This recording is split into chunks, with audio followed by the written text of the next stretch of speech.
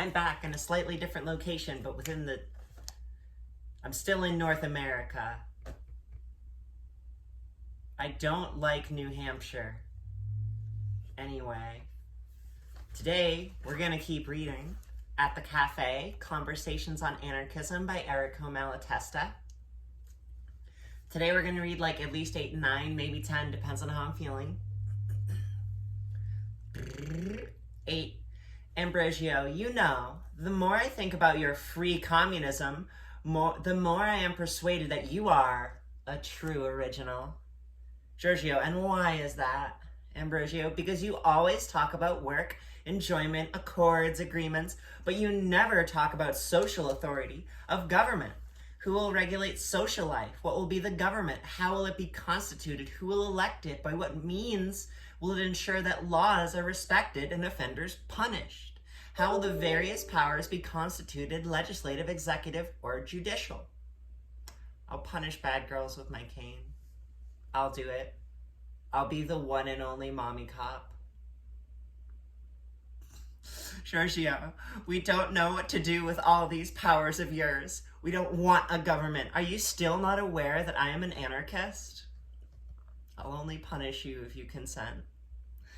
Ambrosio, well, I've told you that you are an original. I could still understand communism and admit that it might be able to offer great advantages if everything were to be still regulated by an enlightened government, which had the strength to make everybody have respect for the law. But like this, without government, without law, what kind of muddle would there be?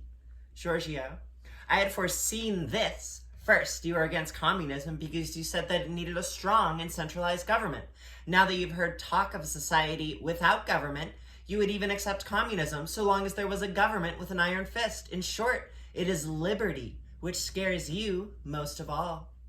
Ambrosio, but this is to jump out of the frying pan into the fire. What is certain is that a society without a government cannot exist. How would you expect things to work without rules, without regulations of any kind? What will happen is that someone will steer to the right, somebody else to the left, and the ship will remain stationary, or more likely, go to the bottom. Giorgio, I did not say that I do not want rules and regulations. I said to you that I don't want a government. And by government, I mean a power that makes laws and imposes them on everybody. Ambrosio, but if this government is elected by the people, doesn't it represent the will of those same people? What could you complain about? Giorgio, this is simply a lie. A general, abstract, popular will is no more than a metaphysical fancy. The public is comprised of people, and people have 1,000 different and varying wills according to variations in temperament and in circumstances, and expecting to extract from them, through the magic operation of the ballot box, a general will common to all is simply an absurdity. It would be impossible even for a single individual to entrust to somebody else the execution of their will on all the questions that could arise during a given period of time, because they themselves could not say in advance what would be their will on these various occasions. How could one speak for a collectivity, people whose members at the very time of producing a mandate were already in disagreement among themselves? Just think for a moment at the way elections are held. Note that I intend speaking about the way they would work if all people were educated and independent, and thus the votes perfectly conscious and free. It's not in reality ever that.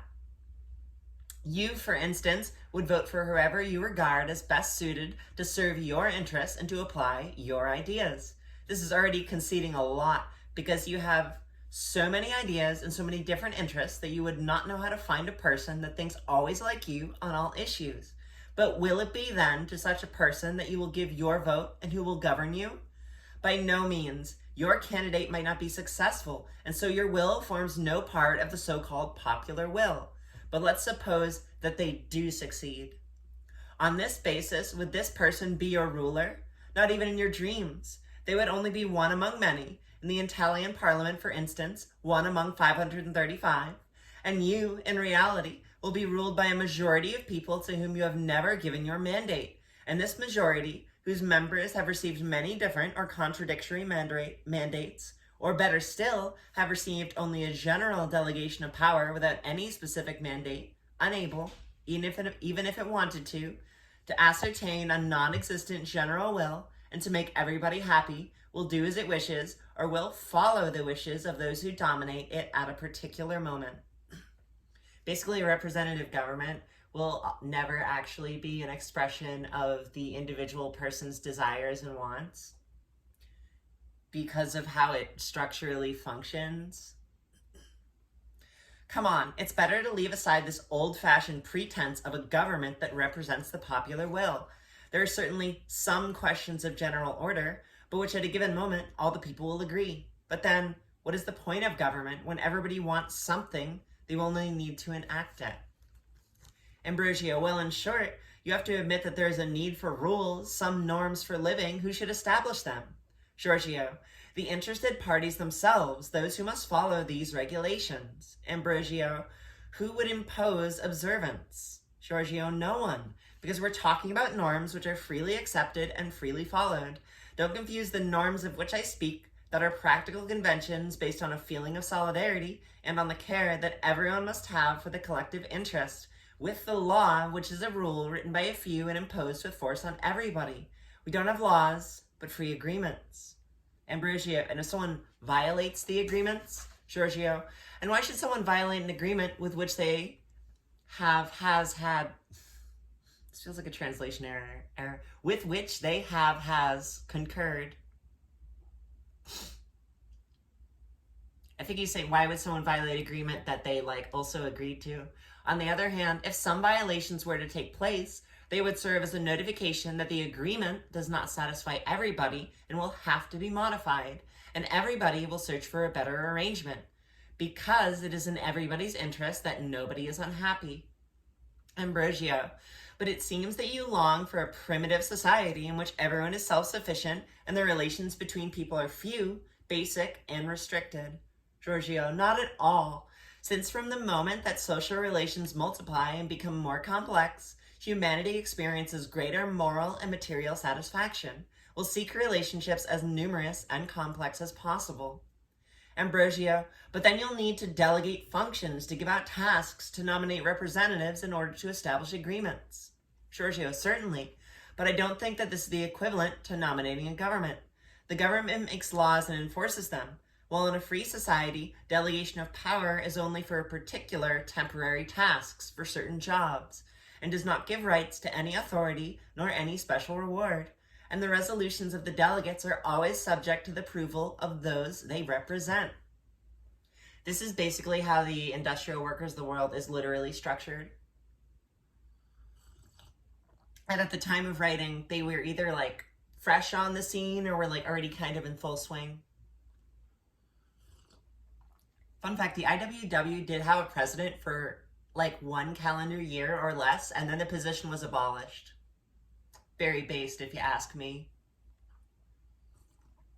I'm technically a union member. I'm just in very bad standing because I haven't paid my dues in 5 years.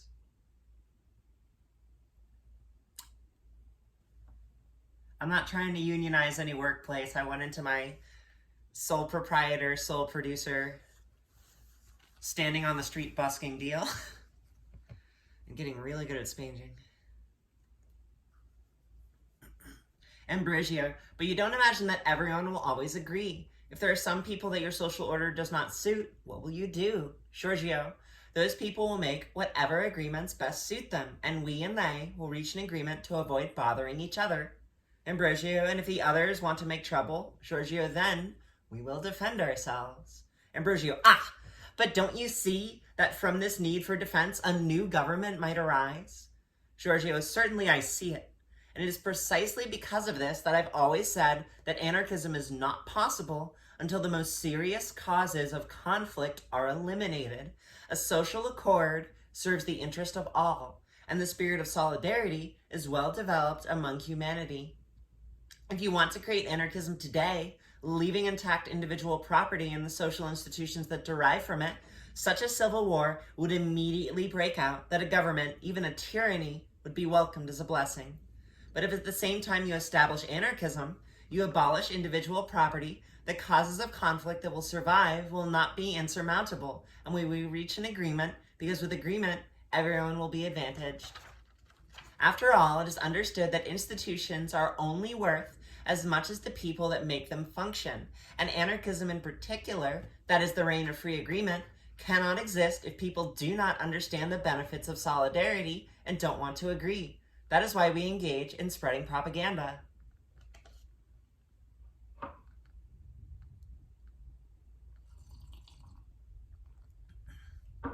I think this is an important point that, like, if we look at undesirable crimes, antisocial action, bad behavior, bad girl,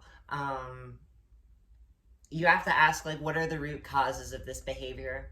Major factors are, like, almost entire, like, very majorly scarcity and, like, traumatization from the government. When you're traumatized, you're more likely to see things in black and white and react incredibly strongly. And we are all collectively traumatized, especially if you're any kind of visually oppressed group. You can't live in this society and just be totally chill without an immense, incredible Buddha level effort. And so if you ameliorate the scarcity causes that cause someone to, say, steal or attempt to hoard goods by just guaranteeing them food, shelter, medicine, and clothing, the base incentive for most of the shitty behaviors people do just kind of melts away. And the motivations underlying many disagreements just sort of lose their wind.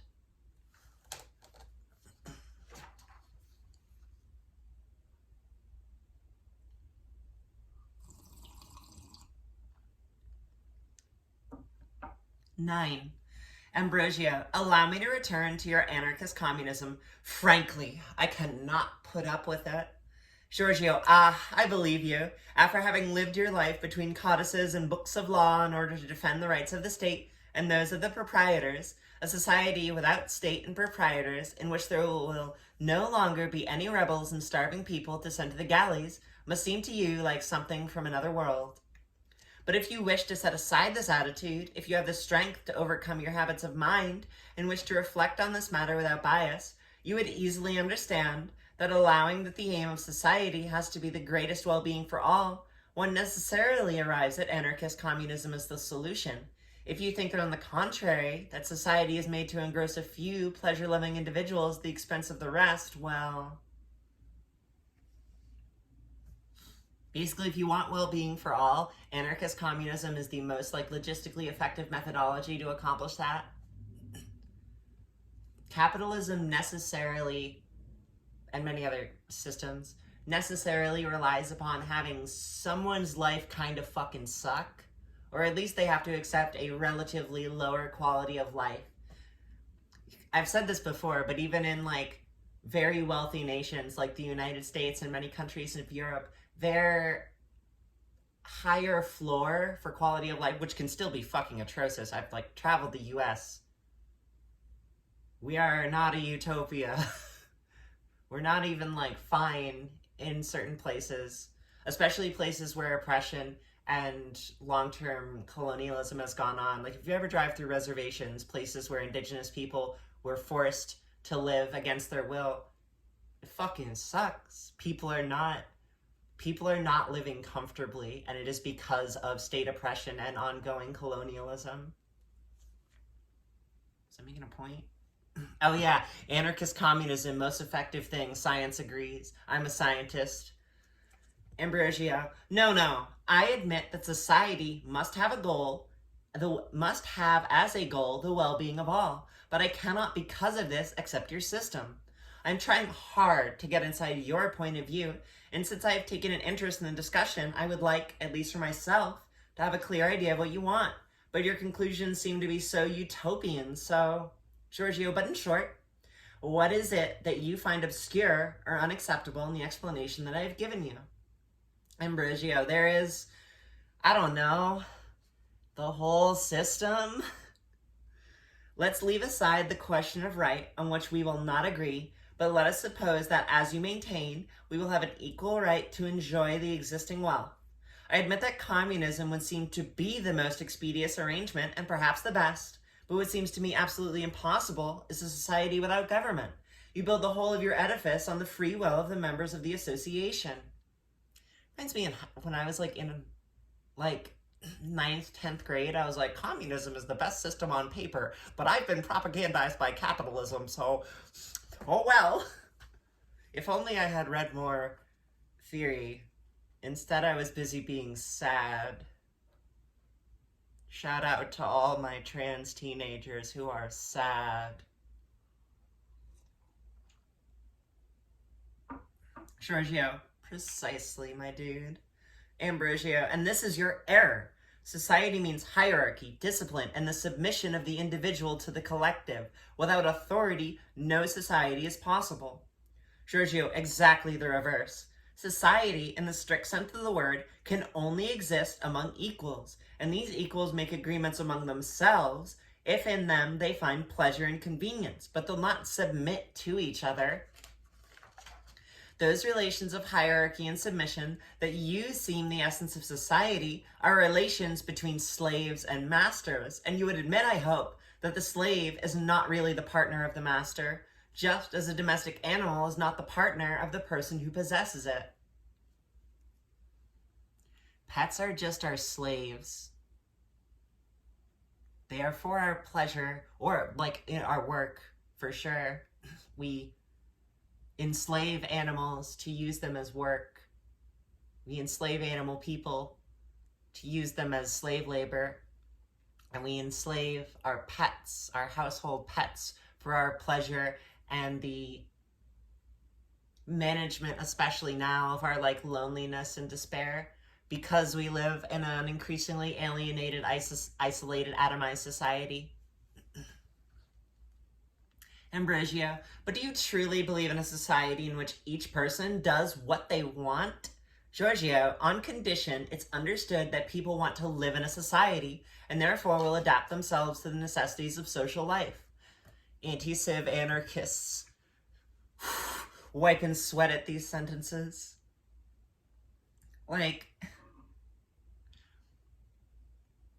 Hot take. Many people who talk about wanting to live alone in the woods have never actually lived alone in the woods. As someone who did it for a little bit, I was like, holy fuck, this is boring. And it's a lot of work. And it's boring. And then I was like, I think I'm just going to live in cities forever. And that's what I've done. And I'm much happier for it. At a minimum, suburban type people density. If not, there's a lot of issues with suburbs. Suburban music is tasteless. Ambrosio, and if they don't wish to, Giorgio, then society would not be possible. But since it is only within society that humanity, at least in its modern form, can satisfy its material and moral needs, it is a strange supposition that we would wish to renounce what is the precondition of life and well-being. People have difficulty in coming to agreement when they discuss matters in abstract terms. But as soon as there is something to do that must be done and which is of interest to everybody, as long as no one has the means to impose their will on others and to force them to do things their way, obstinacy and stubbornness soon cease. They become conciliatory and the thing is done with the maximum possible satisfaction to everyone. This is so real. I feel like I've gone into these absurdly long, protracted arguments / discussions about doing things with people, but the second we're in a room and talking about actually doing something, suddenly it's like, okay, well, how can we actually work together and live in community?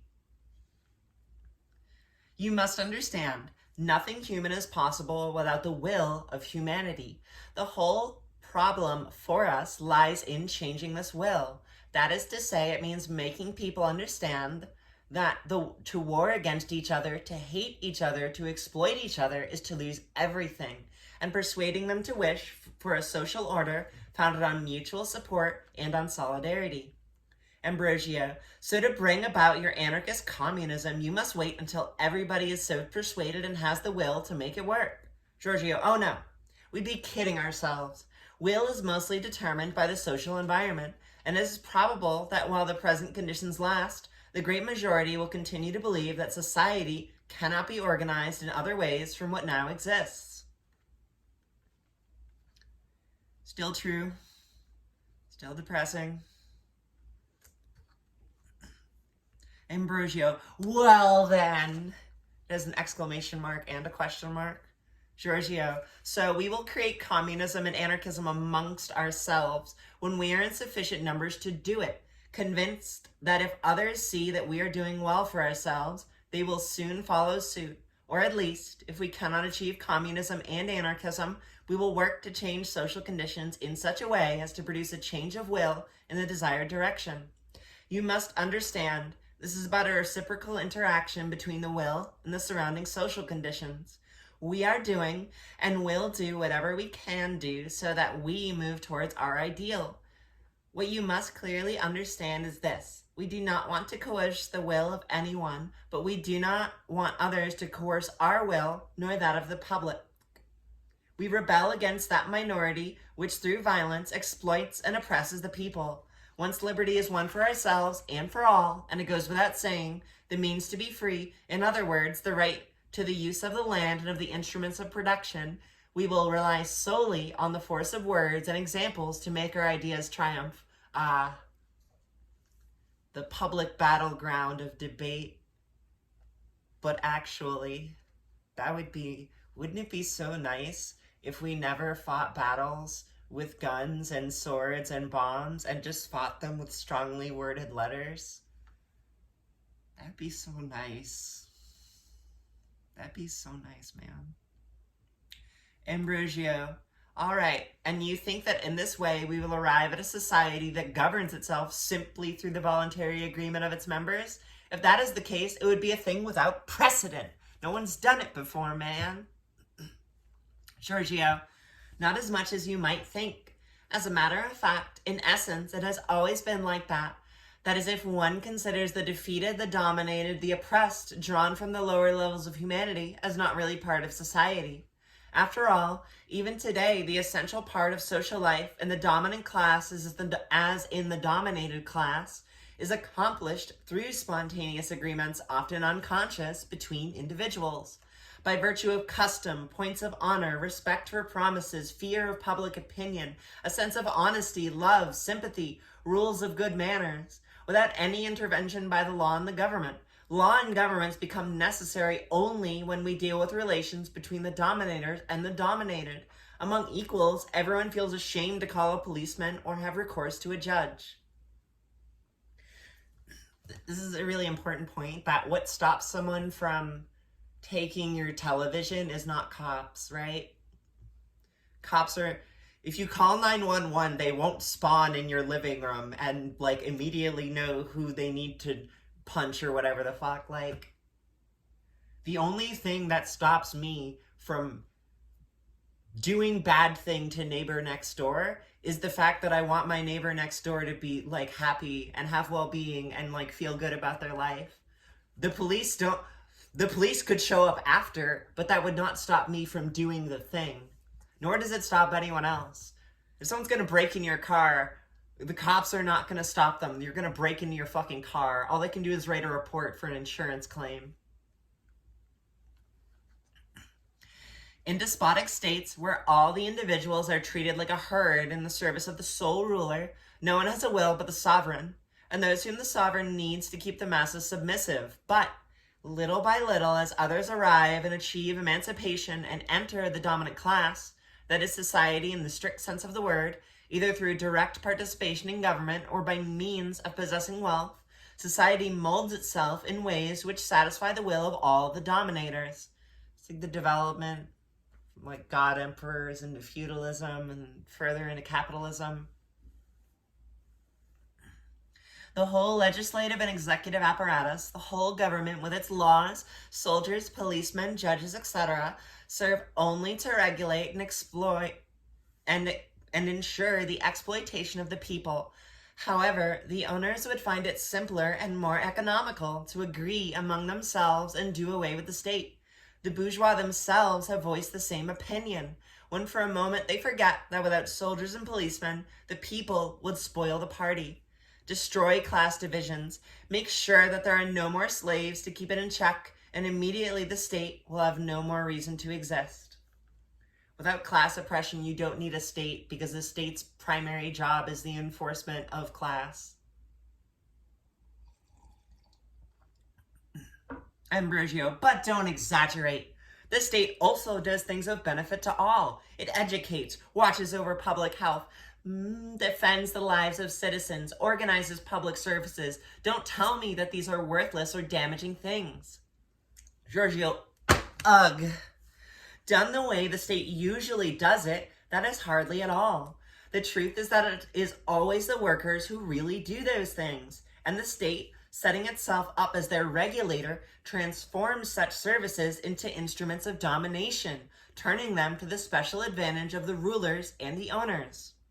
Education spreads if there is in the public the desire for instruction, and if there are teachers capable of educating. Public health thrives when the public knows, appreciates, and can put into practice public health rules, and where there are doctors capable of giving people advice. The lives of citizens are safe when people are accustomed to consider life and human liberty sacred, and when there are no judges and no police force to provide examples of brutality. Public services will be organized when the public feels the need for them. The state does not create anything. At best, it is only a superfluous, a worthless waste of energy. But if only it was just useless. Ambrosio, leave it there. In any case, I think you have said enough. I want to reflect upon it. Until we meet again.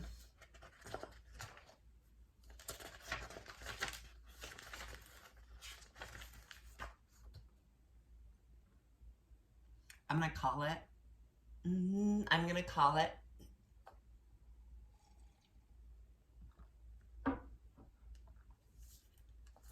Solid looks. I like this a lot, actually. It makes a really important point that all the things that the state purports to do is actually just done by workers. And people do these things in the absence of state motivation. That is like both like payment and like forced coercion. If my friend gets a wound, I want to treat the wound. If my friend needs mental health skills, I want to give them mental health skills. I don't want to be like, well, fuck, are you gonna pay me? The only time I ask for like payment is when things cost me resources or like cause some level of injury to my body such that I like I ask people to pay me for tattoos because tattoos cost supplies and restrict my ability to do my other income source, that is music. So people would still do these things in the absence of a government because we do these things all the time. And when he talks about how like the regular agreement amongst people is like already anarchistic, that's like, if you're getting food with your friends, right? You're making decisions probably in an anarchistic way to some extent, right? It's very unlikely one person in your, say, group of 6 friends is like, I have decided we're doing this. One person might offer a suggestion and other people will be like, yeah, sure. They'd be like, actually, I'm allergic to pizza or something. And then it can be like, oh, well, this place has gluten-free vegan cheese or something, and then the person can be like, oh, right, groovy, or whatever the fuck. We don't really have dictators in our friends groups, and if you do, we popularly categorize that as like abusive and bad and not good. It bad. Don't let people abuse you into eating pizza if you're allergic to pizza. All right, I will see y'all tomorrow. Have a good dealio.